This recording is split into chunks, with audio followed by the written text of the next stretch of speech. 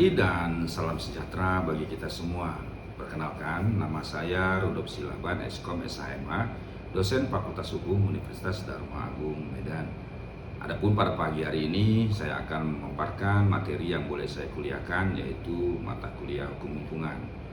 Adapun Hukum Lingkungan adalah mata kuliah yang ada pada semester 3 dan berbobot 2 SKS. Manfaat mempelajari hukum lingkungan yaitu mahasiswa mampu memahami karakteristik lingkungan hidup dan kedudukan hukum lingkungan dalam ilmu hukum, serta mampu menjelaskan tentang perkembangan hukum lingkungan di Indonesia. Mahasiswa diharapkan mampu menerapkan pemikiran logis, kritis, sistematis, dan inovatif dalam konteks perkembangan atau implementasi ilmu pengetahuan dan teknologi yang memperhatikan dan menerapkan nilai humanis yang sesuai dengan bidang keahliannya, khususnya dalam bidang lingkungan hidup. Mahasiswa juga diharapkan mampu mengaplikasikan ilmu hukum dalam proses dan praktek dengan pendekatan rasional komprehensif, serta menguasai pengetahuan dan kemahiran berpikir yuridik futuristik yang diperlihatkan melalui kemampuan untuk menganalisis dan membangun argumentasi atau penalaran hukum dalam rangka menemukan dan menerapkan hukum untuk memecahkan simulasi kasus-kasus hukum. Adapun capaian pembelajaran mata kuliah pada mata kuliah hukum lingkungan yaitu mahasiswa diharapkan mampu menjelaskan secara sistematis tentang hubungan ilmu lingkungan dengan hukum lingkungan. Mahasiswa juga diharapkan mampu menjelaskan tentang berbagai masalah dan kesadaran lingkungan hidup, serta mampu menjelaskan tentang perkembangan hukum lingkungan di Indonesia, serta mampu menjelaskan instrumen dalam penegakan hukum lingkungan, serta peran dan fungsi dan kewenangan pemerintah dalam penegakan hukum lingkungan. Adapun materi pokok yang dipelajari dalam hukum lingkungan akan dilakukan secara daring karena situasi COVID-19 yang belum selesai. Maka akan dilakukan secara daring melalui aplikasi Zoom, WA Group, dan juga email. Dan perkuliahan dilakukan dengan 14 kali pertemuan. Pada pertemuan pertama nanti, yaitu pengantar hukum lingkungan, di mana pada pertemuan pertama tersebut bertujuan agar mahasiswa dapat mengetahui hubungan ilmu lingkungan hidup dengan hukum lingkungan. Kemudian, apa pengertian hukum lingkungan tersebut? Kemudian pada pertemuan kedua, kita akan mempelajari kajian tentang apa yang dimaksud dengan lingkungan, ekologi, maupun ekosistem. Dan pada pertemuan kedua ini, kita akan mempelajari berbagai permasalahan terkait lingkungan hidup di tingkat regional, nasional maupun global. Dan pada pertemuan ketiga, kita akan memahami materi tentang ruang lingkup hukum lingkungan dan kedudukan hukum lingkungan serta perkembangannya di tingkat global maupun nasional.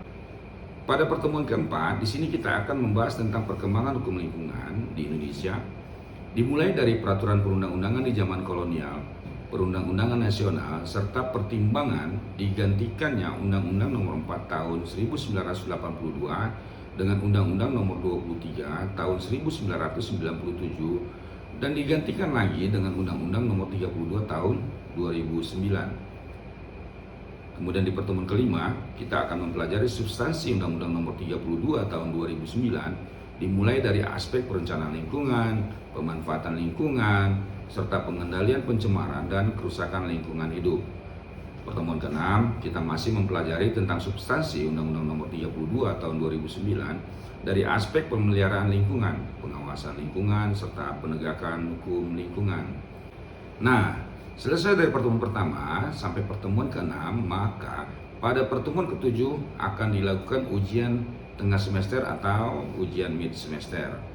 Kemudian selanjutnya, setelah selesai mid semester, kita akan masuk pada pertemuan ke-8. Kita masih tetap mempelajari tentang substansi Undang-Undang Nomor 32 Tahun 2009, membahas tentang aspek pengertian pencemaran dan perusakan lingkungan hidup, bagaimana bentuk-bentuk pencemaran maupun perusakan lingkungan hidup. Pada pertemuan ke-9, kita akan mempelajari apa yang dimaksud dengan baku mutu lingkungan hidup, bentuk-bentuk baku mutu lingkungan hidup, keberadaan AMDAL, dan juga metodologi AMDAL. Pertemuan ke-10, kita akan mempelajari tentang apa yang dimaksud dengan UKL, UPL, dan keberadaan UKL, UPL, serta fungsi maupun ruang lingkup UKL, UPL. Dan pada pertemuan ke-11, kita akan mempelajari tentang apa saja instrumen dalam penegakan hukum lingkungan serta peran dan fungsi pemerintah dalam Undang-Undang Nomor 32 Tahun 2009 dikaitkan hal perizinan lingkungan serta penjaminan perizinan lingkungan dan juga penegakan hukum lingkungan melalui instrumen hukum administrasi. Dan pada pertemuan ke-12 kita akan mempelajari bagaimana penegakan hukum lingkungan melalui instrumen hukum perdata, sengketa lingkungan hidup, mekanisme penyelesaiannya, serta tanggung gugat lingkungan dan beban pembuktian. Selanjutnya, pada pertemuan ke-13, kita akan mempelajari tentang penegakan hukum lingkungan melalui instrumen hukum pidana, delik atau tindak pidana lingkungan, unsur-unsur tindak pidana lingkungan, serta tanggung jawab pidana pejabat dan tanggung jawab korporasi. Pada pertemuan ke-14, kita akan melaksanakan ujian akhir semester. Ya. Nah, adapun buku-buku sebagai sumber materi yang digunakan sebagai referensi yang dipakai dalam kuliah ini yaitu pertama, Undang-Undang Nomor 32 Tahun 2009 tentang perlindungan dan pengelolaan lingkungan hidup.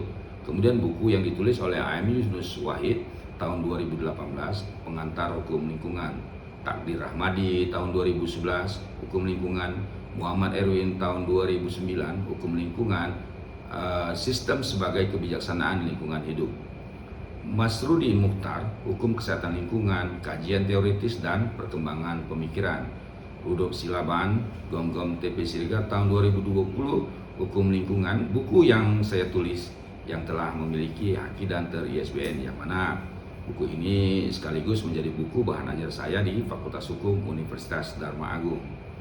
Nah, sebagai pengantar dalam mata kuliah hukum lingkungan, patut diketahui bahwa mata kuliah hukum lingkungan adalah mata kuliah wajib di setiap fakultas hukum di seluruh Republik Indonesia, dan idealnya harus melewati ataupun bersamaan dalam mempelajari beberapa mata kuliah lainnya, yaitu mata kuliah pengantar ilmu hukum, mata kuliah administrasi negara, hukum perdata, dan juga mata kuliah hukum pidana. Mengapa demikian?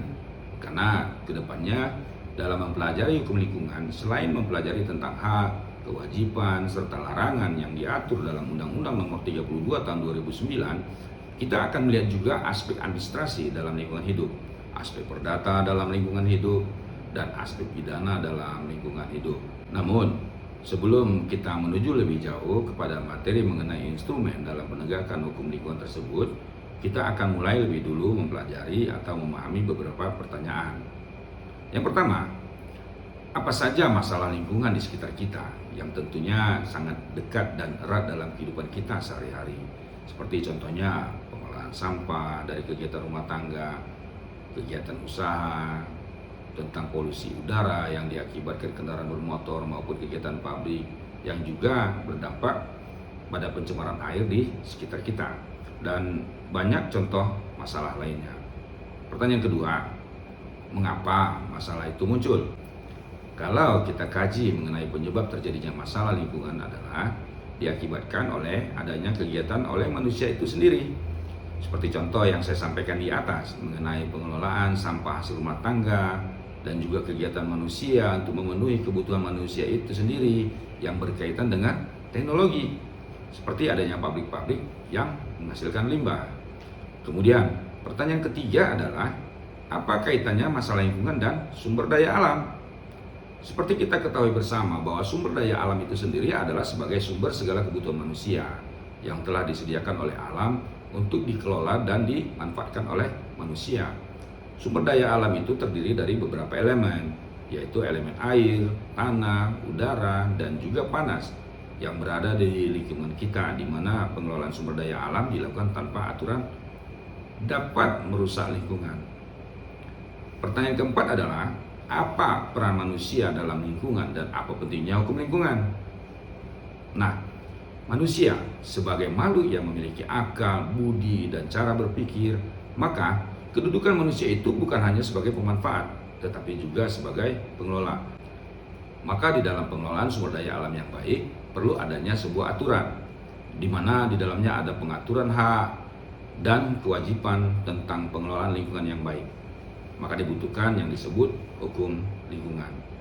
Nah, di dalam Undang-Undang Nomor 32 Tahun 2009 tentang perlindungan dan pengelolaan lingkungan hidup, secara normatif dijelaskan relasi antara lingkungan hidup dan sumber daya alam, bahwa lingkungan hidup adalah satu kesatuan ruang dengan semua benda, daya, keadaan, dan makhluk hidup, termasuk manusia dan perilakunya yang mempengaruhi alam itu sendiri, kelangsungan kehidupan dan kesejahteraan manusia serta makhluk hidup lainnya. Kemudian sumber daya alam adalah unsur lingkungan hidup yang terdiri atas sumber daya hayati, non hayati yang secara keseluruhan membentuk kesatuan ekosistem.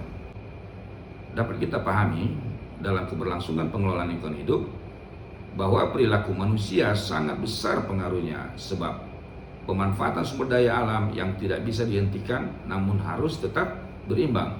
Nah, kemudian, apakah yang dimaksud dengan hukum lingkungan? Menurut T.H.G. Drapstein, hukum lingkungan adalah hukum yang berhubungan dengan lingkungan alam dalam arti seluas-luasnya. Menurut Takdir Ahmadi, hukum lingkungan adalah salah satu cabang disiplin ilmu hukum yang berkaitan dengan pengaturan terhadap perilaku atau kegiatan subjek hukum dalam pemanfaatan, perlindungan, dan pelestarian sumber daya alam dan lingkungan hidup, serta perlindungan manusia dan alam dari dampak negatif akibat pemanfaatan sumber daya alam. Nah, dalam pengertian umum, hukum lingkungan diartikan sebagai suatu tatanan lingkungan yang telah diatur dalam berlakunya hukum tertentu, di mana lingkungan itu sendiri mencakup segala benda dan kondisi termasuk segala perilaku manusia yang ada di dalam lingkungan itu sendiri. Kemudian kita masuk kepada materi rumpun hukum lingkungan dan pembidangan hukum lingkungan. Apa saja rumpun hukum lingkungan? Pertama, rumpun hukum lingkungan meliputi hukum kehutanan, hukum administrasi, hukum pertambangan, hukum perizinan, hukum pengairan, hukum tata ruang, hukum sumber daya alam, hukum kesehatan, dan juga hukum lingkungan internasional. Ada beberapa ahli hukum yang memberi pendapat mengenai pembidangan hukum lingkungan. Contohnya, pembidangan hukum lingkungan menurut Takdir Ahmadi. Yang pertama adalah hukum perencanaan lingkungan, mencakup pokok bahasan mengenai peruntukan dan pemanfaatan ruang dalam suatu wilayah. Nah, ini berkaitan dengan hukum tata ruang. Kedua, hukum pengendalian pencemaran lingkungan. Ini maksudnya ialah meliputi hukum tentang pencegahan dan penanggulangan pencemaran lingkungan, izin mengenai pembuangan limbah dan juga baku mutu lingkungan, analisis mengenai dampak lingkungan. Kemudian, hukum penyelesaian sengketa lingkungan. Ini mengatur ketentuan-ketentuan hukum tentang penyelesaian sengketa melalui proses penyelesaian melalui peradilan maupun tata cara penyelesaian sengketa di luar peradilan. Kemudian hukum konservasi sumber daya alam. Ini berkaitan tentang izin pemanfaatan sumber daya alam, kriteria baku kerusakan lingkungan. Maka sesuai perkembangannya, hukum lingkungan hidup di Indonesia mengalami 3 kali perubahan undang-undang lingkungan hidup. Indonesia pertama sekali mengatur lingkungan hidup dari aspek pengelolaannya secara utuh dan menyeluruh atau komprehensif, yaitu pada tahun 1982 sejak dikeluarkannya Undang-Undang Nomor 4 Tahun 1982 tentang ketentuan-ketentuan pokok pengelolaan lingkungan hidup atau disebut UU LH. Itulah undang-undang lingkungan hidup yang pertama sekali di Indonesia yang mengatur lingkungan hidup dari aspek pengelolaannya, tentang bagaimana mengelola lingkungan hidup diatur dalam undang-undang. Namun, setelah undang-undang ini diberlakukan, banyak kelemahannya dalam praktek dan dalam pelaksanaan di lapangan. Maka, tahun 1997, Undang-Undang Lingkungan Hidup atau UU LH diperbaiki dan dirubah menjadi Undang-Undang Nomor 23 Tahun 1997 tentang pengelolaan lingkungan hidup atau disingkat UU PLH. Namun dalam perkembangannya, Undang-Undang Nomor 23 Tahun 1997 ini juga mengalami perubahan, disempurnakan juga disesuaikan dengan kondisi negara saat itu. Indonesia mengalami reformasi tahun 1998. Pada saat itu hukum juga mengalami reformasi, termasuk hukum lingkungan. Maka hukum lingkungan mengalami perubahan menjadi Undang-Undang Nomor 32 Tahun 2009 tentang perlindungan dan pengelolaan lingkungan hidup atau disingkat UU PPLH. Masing-masing undang-undang tersebut di atas memuat norma-norma dan asas-asas hukum baru sesuai dengan paradigmanya. dalam memandang pengelolaan lingkungan hidup sesuai dengan kesadaran lingkungan serta konfigurasi politik pada saat pembuatan undang-undang itu. Maka, setelah mengalami 3 kali perubahan atas undang-undang yang mengatur tentang lingkungan hidup, muncul pertanyaan kita semua, terutama bagi adik-adik mahasiswa, mengapa undang-undang itu harus dirubah? Kemudian, Undang-Undang Lingkungan Hidup Nomor 32 Tahun 2009 tentang UU PPLH yang kita gunakan sampai saat ini, apakah kedepannya juga akan mengalami perubahan? Kedepannya kita akan membahas itu lebih jauh. Nah, kita masuk kepada materi penegakan hukum lingkungan. Dalam mempelajari materi tentang penegakan hukum lingkungan, ada beberapa sub-sub pokok pembahasan. Yang pertama, pengertian penegakan hukum lingkungan, mengenai aparatur pemerintah dalam penegakan hukum lingkungan, penegakan hukum lingkungan melalui instrumen hukum administratif, penegakan hukum lingkungan melalui instrumen hukum perdata, penegakan hukum lingkungan melalui instrumen hukum pidana.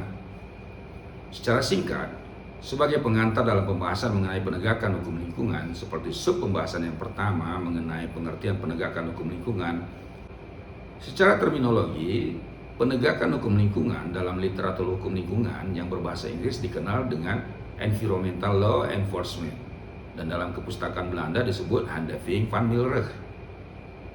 Penegakan hukum lingkungan menurut AMJA adalah merupakan suatu pengawasan dan penerapan atau dengan ancaman penggunaan instrumen administratif, kepidanaan atau keperdataan untuk mencapai suatu penataan terhadap ketentuan hukum dan peraturan yang berlaku umum dan juga berlaku individu. Lebih lanjut, AMJA mengatakan bahwa penegakan hukum lingkungan atau law enforcement atau disebut juga handhaving adalah merupakan bagian dari mata rantai yang disebut perencanaan kebijakan atau juga disebut policy planning tentang lingkungan yang urutannya dimulai dari 1. Perundang-undangan, 2. Penentuan standar, 3. Pemberian izin, 4. Penerapan, 5. Penegakan hukum. Nah, dari submateri yang kedua mengenai aparatur dalam penegakan hukum lingkungan, menurut Suryono Sukamto, faktor yang menjadi tolak ukur efektivitas penegakan hukum yaitu pertama, faktor hukum, 2. Faktor penegak hukum, 3. Faktor sarana atau fasilitas yang mendukung penegakan hukum, 4. Faktor masyarakat, dan 5. Faktor kebudayaan. Dalam konteks penegakan hukum lingkungan, aparatur penegak hukum dalam kerangka pengendalian pencemaran dan perusakan lingkungan tidak hanya terdiri dari aparatur kepolisian, kejaksaan, kehakiman, tetapi juga menyangkut pejabat yang berwenang mengenai perizinan lingkungan. Bahkan dikonsepsikan bahwa organ pemerintah atau pejabat yang berwenang memberi izin adalah merupakan aparatur penegak hukum lingkungan yang utama, yang mampu melakukan pencegahan terjadinya pencemaran dan kerusakan atas keberlangsungan lingkungan hidup. Dalam konteks penegakan lingkungan ada prinsip pejabat yang berwenang memberi izin lingkungan bertanggung jawab terhadap penegakan hukum lingkungan administratif. Kemudian yang ketiga, penegakan hukum lingkungan melalui instrumen hukum administratif. Ya, di dalam penegakan hukum lingkungan secara administrasi, yang pertama adalah pengawasan.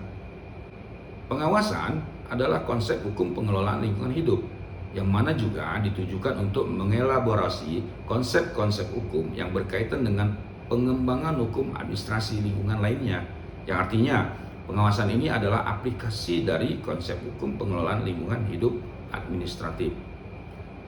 Penegakan hukum lingkungan dalam perspektif pengawasan ada beberapa hal. Yang pertama, pengawasan dari sudut pandang kelembagaan, maksudnya pengawasan yang dilakukan oleh kelembagaan atau lembaga perizinan berdasarkan perspektif instansi tersebut. Apakah ini layak diberikan izin atau apakah ini layak untuk dikeluarkan izinnya. Nah, kemudian yang kedua, pengawasan dari waktu pelaksanaan pengawasan, yang artinya pengawasan itu dilakukan saat usaha atau kegiatan itu sudah berjalan dan dilakukan secara berkala. Yang ketiga, pengawasan dipandang dari aspek yang diawasi.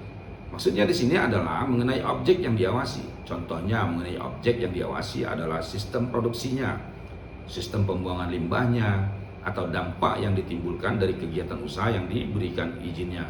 Keempat, pengawasan dipandang dari cara pengawasan yang dilakukan.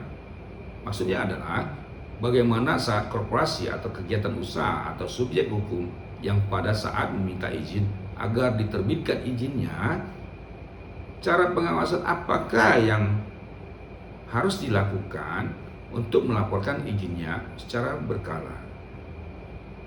Nah, kemudian ada sanksi administratif. Penerapan sanksi administrasi adalah merupakan konsekuensi lanjutan dari tindakan pengawasan pengelolaan lingkungan hidup. Penyelesaian masalah lingkungan hidup melalui instrumen hukum administrasi lingkungan bertujuan agar perbuatan atau pengabaian yang melanggar hukum atau tidak memenuhi persyaratan berhenti atau mengembalikan kepada keadaan semula sebelum ada pelanggaran. Oleh karena itu, fokus dari penerapan sanksi administrasi adalah perbuatannya, sedangkan sanksi dari hukum pidana adalah orangnya. Fungsi sanksi administratif mempunyai fungsi instrumental atau sebagai pengendali perbuatan terlarang. Nah, dalam konsep hukum administratif, terdapat beberapa jenis sanksi administratif sebagai penegakan hukum lingkungan, yaitu yang pertama, paksaan dari pemerintah atau tindakan paksa. Kedua, uang paksa. Ketiga, penutupan tempat usaha.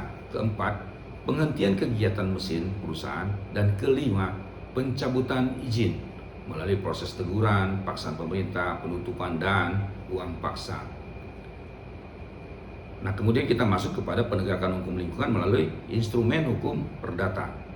Penegakan hukum lingkungan keperdataan terdiri dari 3 aspek. Yang pertama, aspek kedudukan hukum perdata dalam hukum lingkungan adalah berkaitan dengan perangkat-perangkat hukum yang mengatur hubungan secara privat atau pribadi antara sesama warga masyarakat. Misalnya, hak atas lingkungan yang baik dan sehat, hak untuk melakukan kegiatan atau aktivitas usaha untuk kehidupannya, hak untuk menjalankan partisipasi atau peran serta, hak untuk memiliki eksistensi seperti masyarakat hukum adat untuk diakui dan sebagainya. Hubungan perdata menyangkut banyak hal di dalam hukum lingkungan, yakni berkaitan dengan sistem hubungan perdata antar sesama warga masyarakat, misalnya hukum adat atau kebiasaan, hukum perdata nasional atau hukum perdata internasional. Dalam konteks hukum adat, masyarakat hukum adat yang berada di hutan misalnya memandang bahwa hutan adalah milik mereka dengan dasar warisan nenek moyang secara turun-temurun.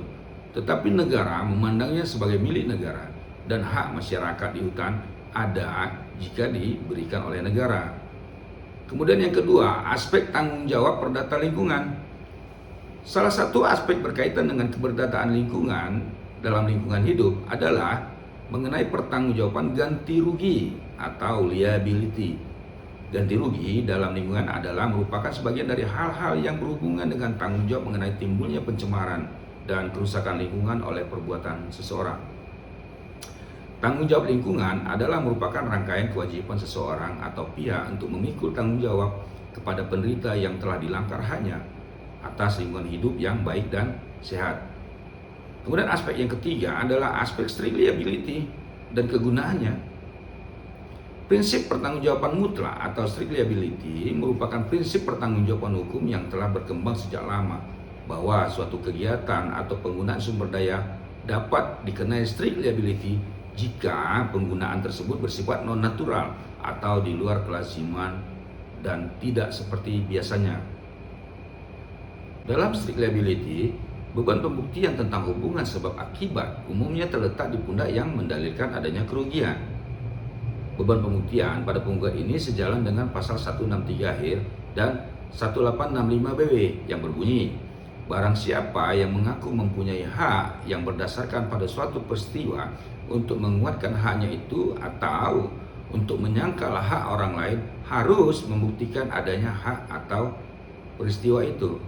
Dengan demikian, apabila pemerintah memiliki kehendak politik meringankan beban masyarakat atau korban yang pada umumnya secara sosial, politik, dan ekonomi yang lemah, maka di samping pengakuan strict liability juga mengatur secara tegas beban pembuktian terbalik atau shifting burden of proof. Pengaturan beban pembuktian terbalik yang diatur dalam undang-undang tersendiri, misalnya Undang-Undang Bahan Berbahaya dan Beracun, berlaku sebagai lex specialis. Sedangkan pada pasal 163 HIR dan 1865 BW merupakan lex generalis. Jadi yang harus membuktikan terjadinya pelanggaran tersebut adalah tergugatnya, yaitu perusahaan di mana hal ini terkait dengan pemeriksaan atas izin-izin yang berlaku bagi penyelenggara usaha. Kemudian kita masuk kepada penegakan hukum lingkungan melalui instrumen hukum pidana. Menurut Sudikno Mertokusumo, di dalam sistem hukum pidana di Indonesia dikenal asas hukum ultimum remedium, yang artinya mengatakan bahwa hukum pidana hendaklah dijadikan upaya terakhir dalam penegakan hukum. Hal ini memiliki makna apabila suatu perkara dapat diselesaikan melalui jalur lain seperti mediasi, administrasi maupun perdata, hendaklah jalur tersebut terlebih dahulu dilalui. Dalam penegakan hukum lingkungan melalui instrumen hukum pidana terdapat hal yang harus dijalankan. Pertama, perumusan dan kualifikasi delik lingkungan. Dalam pandangan Ruslan Saleh dikatakan bahwa untuk dapat menentukan apakah suatu perbuatan dapat dikategorikan sebagai pencemaran dan kerusakan lingkungan, untuk dapat dipidana diperlukan suatu perumusan delik lingkungan yang didasarkan pada asas legalitas yang tertuang dalam ketentuan pasal 1 ayat 1 KUHP yang menyatakan bahwa asas legalitas atau lazim dikenal dengan bahasa Latin nullum delictum nulla puna sine pravia legi, yang artinya tiada suatu perbuatan dapat dipidana melainkan atas kekuatan ketentuan pidana dalam undang-undang yang telah ada sebelum perbuatan itu terjadi. Maka dalam perumusan delik lingkungan dapat diselesaikan dengan memahami secara komprehensif makna yuridis terhadap kerusakan dan pencemaran lingkungan serta rumusan ketentuan sanksi pidana. Artinya, dengan kata lain bahwa perumusan terhadap delik lingkungan sebagaimana telah diatur dalam UU PPLH memiliki dua elemen dasar, yaitu perbuatan dan akibat yang ditimbulkan. Kedua elemen tersebut yang dapat digunakan menjadi pedoman pengkualifikasian delik lingkungan sebagai delik material dan delik formal. Delik material berorientasi pada akibat konstitutifnya, di mana hal ini berkaitan dengan hal-hal apa yang telah diatur dalam perundang-undangan. Dan apabila yang telah diatur oleh perundang-undangan telah dilanggar atau terjadinya perusakan lingkungan, maka hal ini dikatakan sebagai akibat dari delik materialnya. Maka ada perbuatan yang dalam hal ini berorientasi pada akibat konstitutifnya.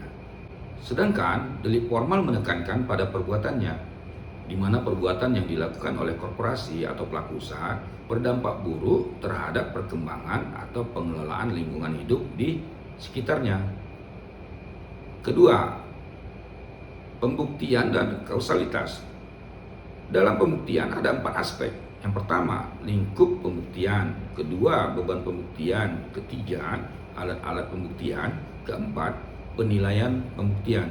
Bagaimana yang sudah kita ketahui dalam hukum acara pidana telah diatur dalam ketentuan pasal 184 KUHP yang menyatakan bahwa alat bukti yang sah adalah keterangan saksi, keterangan ahli, surat, petunjuk, dan keterangan terdakwa. Ketiga, pemidanaan dan penerapan sanksi pidana.